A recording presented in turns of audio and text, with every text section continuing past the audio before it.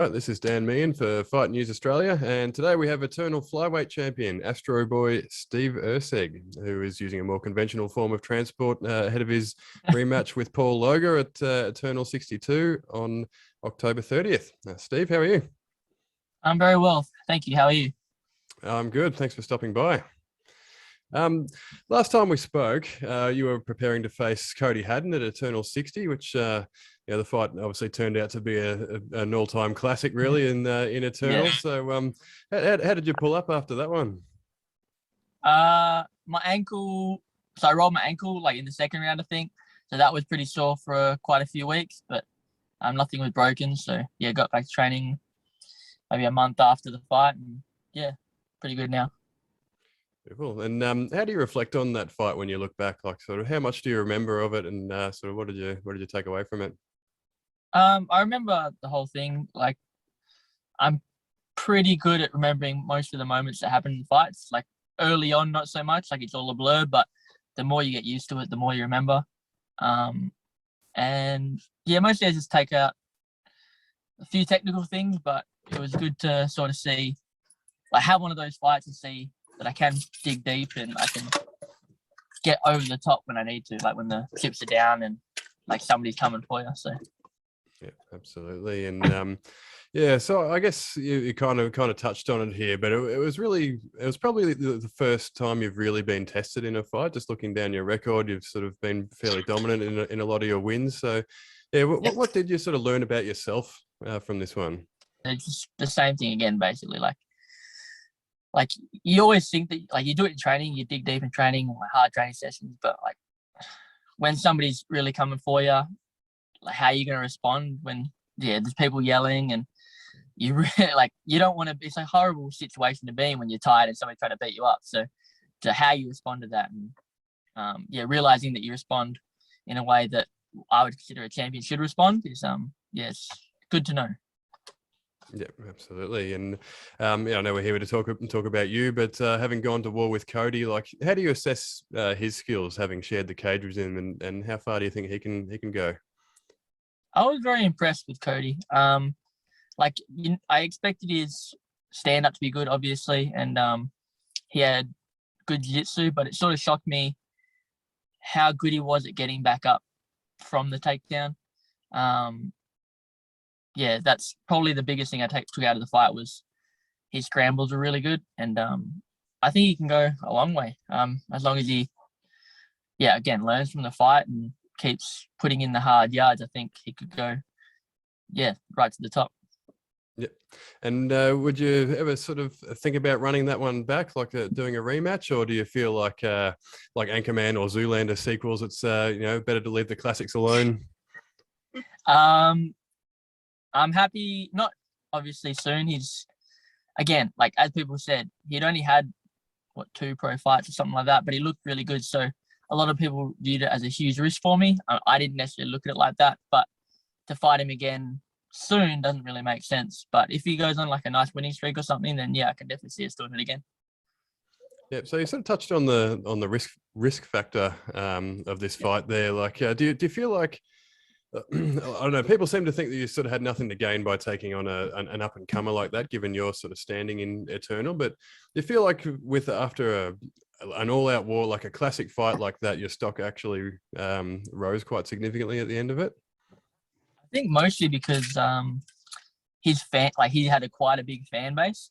So obviously the fact that the fight was quite high paced and lots of people viewed it as exciting, that helped too. But because he was very popular, I think that helped more than anything. People got to sort of see me because of how popular he was, and that helped my stock that way. But yeah, that's true. And the opponent, of course, this time out is a familiar one in Paul Loga. From what I've read, it sounds like you might have asked for this rematch. So, given it was pretty much a one-punch KO the first time around, did you feel like you had some unfinished business with Paul? Yeah, I didn't necessarily ask for it. I'm open to all challenges and stuff, and he's sort of put his foot forward, had some good wins, stuff like that. So he seemed to be next in line. But I definitely feel like I didn't prove, like, I knocked him out, but I didn't sort of show him and show everybody that I'm definitely the better guy. And I want him to know that, like, doesn't matter how many times you do this, I'm coming out on top every time. Yeah. Yeah. And having shared the cage with Paul, albeit briefly, how much of a read did you get on his skills, and how do you feel you guys match up this time around? It shocked me how fast he was and how willing he was to throw back. Like, you sort of get that feeling like when you throw, a lot of people try to, like, especially early, they try to defend or they try to move their head and take some type of read first. But as soon as I threw, he was immediately throwing back, which was something I definitely had to get used to. We didn't get to feel each other out as much. Like, we didn't get to see that many skills because obviously it was quick. But that definitely gave me something to work on and train towards, trying to figure out in training. All right. So do you think you'll take a different approach this time around? Is there sort of anything that you took away from the first one? Yeah, I'll definitely approach it differently. Won't go too much into how I'll approach it differently, but definitely entering slightly differently will be beneficial. Yep, absolutely. And assuming, of course, that you're successful on October 30th, is Sean Etchell a name that's still on your radar, or have you got other plans at the moment? No, he's definitely there. He's got Diego Pereira next, I think, slightly after me. So assuming he wins and I win, I don't see why we couldn't fight next after the Paul Loga fight. That'd be definitely interesting for me. And obviously he wants it too. So let's make it happen. Yeah. Can we expect a call out in the cage after the fight, or? We'll see. I'm not sure yet. All right. And yeah, also last time we spoke, you mentioned that your goal is to get to the UFC. Now we're all sort of talking about it locally, but do you get any sort of inkling when you're on their sort of radar, or where do you think that sits at the moment? I think the whole COVID situation makes everything a lot more complicated, but I heard rumors that international travel were going to start opening up soon, perhaps. So if that happens, I think there's a good chance I could be on there within the next year. Yeah. Is the Dana White Contender Series, would you sort of follow in the footsteps of Jack Della and Jimmy Crute, etc., or do you feel like you could sort of given the sort of the depth or the lack thereof in the flyweight division, do you feel like you'd prefer to sort of step straight into the big time? Obviously, it's always nice to get a contract straight away rather than having to fight for it, but yeah, I'm not that picky. If they want to put me on the Contender Series, I'm super excited to be there. Yeah, and as I said, there's been a lot of great people that have fought there, and following their footsteps would be a very cool thing to do. Absolutely. And as someone who's in the thick of the local circuit right now, does it feel like that there's a clear pathway to the big leagues now that's sort of comparable to the rest of the world, or does it still feel like we have a way to go down here? I think we're so far away, it's a little bit different from like American getting on the show on the UFC and stuff like that, but it definitely does feel like, especially with how like Eternal being on Fight Pass and that sort of thing, it definitely feels like if you're the champ and you've gone for a good run, very likely that you could be called up to the big show. So yeah. Yeah. And you've been around for a little while now, so how do you feel the Australian scene stacks up with the rest of the world at this point? I think